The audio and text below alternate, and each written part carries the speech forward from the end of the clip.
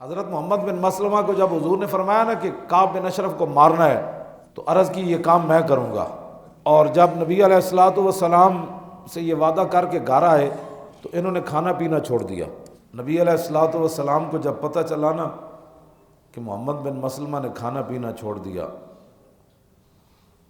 تو نبی علیہ الصلوۃ والسلام پھر ان کے گھر تشریف لائے۔ محمد بن مسلمہ کے گھر حضور تشریف لائے تو نبی علیہ الصلوۃ والسلام نے فرمایا کہ مجھے یہ پتہ چلا ہے کہ آپ نے کھانا بھی چھوڑ دیا، پینا بھی چھوڑ دیا۔ عرض کی جی بات تو ایسے ہے، تو نبی علیہ الصلوۃ والسلام نے فرمایا لما ترکت الطعام والشراب، فرمایا کہ کھانا پینا آپ نے کیوں چھوڑا؟ قال یا رسول اللہ قلت لک قولا لا ادری افی ذالک افی وفا یفی، کیوں جی؟ ہاں افی دوسرا نہیں کوئی مطلب سمجھے بھائی، حمزہ اصلی حمزہ استفہام جڑا ہو فی حرف جار ہوتے کتنے آ گیا؟ ہاں وفا یفی، ہاں تو افی لقبی املا، حضور میں نے آپ سے ایک وعدہ کیا ہے کہ میں نے آپ کے دشمن کو مارنا ہے، آپ کے دشمن کو میں نے مارنا ہے، تو میں نے کھانا پینا اس لیے چھوڑ دیا ہے کہ ہو سکتا ہے کوئی کوتاہی نہ ہو جائے۔ جان تو میں نے نہیں بچانی، نہ میں نے بچا کر رکھنی ہے، میں نے سب کچھ قربان کر دینا ہے، لیکن جو آپ چاہتے ہیں اس کے مطابق اگر کوئی کمی ہو گئی تو پھر صحابہ تو یہاں تک بھی جو ہے، اور یہ کلمہ پڑھنے کے بعد عاشق رسول ہے، میں بھی جی عاشق رسول ہوں، میں نے کہا عاشق رسول تو یہ ہے۔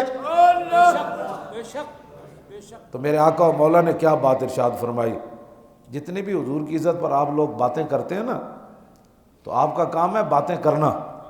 حضور کی شان بتانا۔ یہ میرے آقا و مولا نے قیامت تک ضمانت دے دی، یہ نہیں کہ بھئی بندہ حضرت محمد بن مسلمہ کھانا پینا چھوڑا تو حضور نے یہ فرمایا اللہ کے بندے آپ نے وعدہ کیا نا میرے ساتھ، عرض کی جی ہاں، تو فرمایا علیک الجود، آپ کا کام ہے محنت کرنا، اگلا معاملہ اللہ کے سپرد کر دو۔ ہمارا کام ہے ناموس رسالت پر بات کرنا، ہمارا کام ہے ممتاز قادری کے ساتھ کھڑا ہونا۔ ہاں یہ میرے آقا و مولا نے ضمانت دی محمد بن مسلمہ کو، یہ اچھا ہوا محمد بن مسلمہ نے کھانا پینا چھوڑا تاکہ قیامت تک ضمانت مل گئی ہمارے جیسے لوگوں کو کہ آپ کا کام ہے محنت کرتے رہنا، نتیجہ آپ کے ذمہ نہیں ہے۔ ہاں آپ اپنی محنت میں کمی نہ رکھیں، علیک الجود، آپ کے بس میں جتنا ہے وہ حضور کے لیے خرچ کر دیں، باقی نتیجہ آپ کے ذمہ نہیں، نتیجہ مالک جانے، رب جانے یا اس کا حبیب جانے۔ مولانا عبدالستار خان نیازی انہوں نے خط لکھ دیا حضور کی بارگاہ میں، مولانا نے خط لکھ دیا، بابا جی غلام رسول بلیاں والے مدینہ پاک کے اندر وہ بلیاں پالتے تھے، ان کا حضور سے براہ راست رابطہ تھا، جتنی دنیا دن کو ان کو خط دیتی تھی وہ رات حضور کی بارگاہ میں جا کر پیش کر دیتے تھے۔ مولانا نے خط لکھ کر ان کے حوالے کر دیا، بابا جی غلام رسول بلیاں والے جانشین ابو ہریرہ،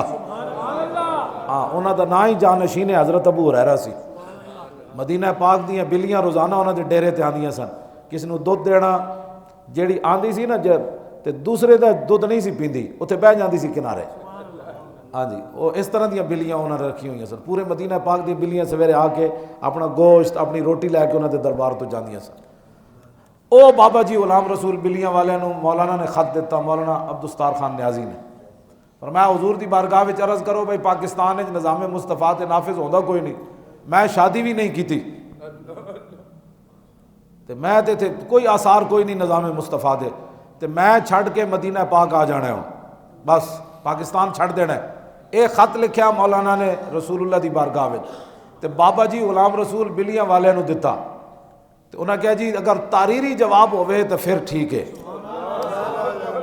مالکن ویسے تو تسی زبانی جواب دیں دے ہو تے میں نو تاریری جواب چاہیے، حضور دی طرف لکھیا ہوا جواب چاہیے۔ دوسرے دن بابا جی غلام رسول بلیاں والے نے مولانا نو خط آ دیتا،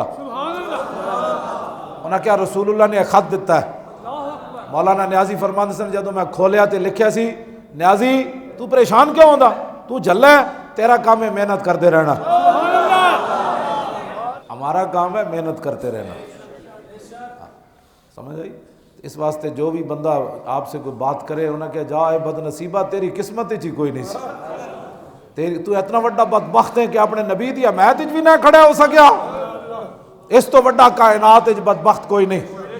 ہاں جی، اس تو وڈا کائنات وچ بدبخت کوئی نہیں۔ اے میں تانوں آئندہ جمعے حضرت عبداللہ بن رواح دا شعر بھی سنا دیاں گا، یا رسول اللہ جیڑا کائنات وچ تہاڈی توجہ تو محروم ہویا تے تہاڈی توجہ اپنی طرف لے نہ سکیا کائنات وچ، کدی تہاڈی مجلس وچ دا ذکر بھی نہ ہویا، تو یا رسول اللہ اس تو وڈا کائنات وچ بدبخت کوئی نہیں۔ بے شک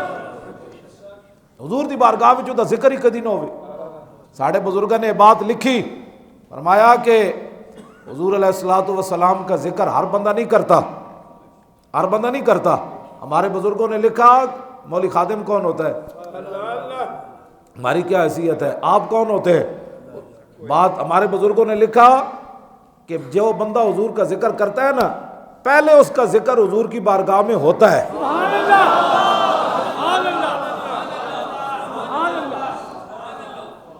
پہلے اس کا ذکر حضور کی بارگاہ میں ہوتا ہے، بعد میں وہ حضور کا ذکر کرتا ہے۔ اسی واسطے اعلیٰ حضرت بریلوی لکھیا، ہو نہ ہو میرا ذکر حضور میں ہوا، ہو نہ ہو میرا ذکر حضور میں ہوا، ورنہ خوشی میری طرف دیکھ کے مسکرائی کیوں؟ نا جی، تو خوش نصیب ہے وہ بندہ جو نبی علیہ الصلوۃ والسلام کا ذکر کرتا ہے۔